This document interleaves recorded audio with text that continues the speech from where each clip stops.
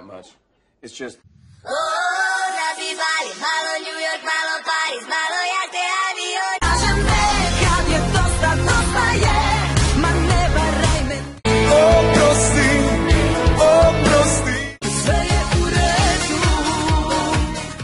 How about you?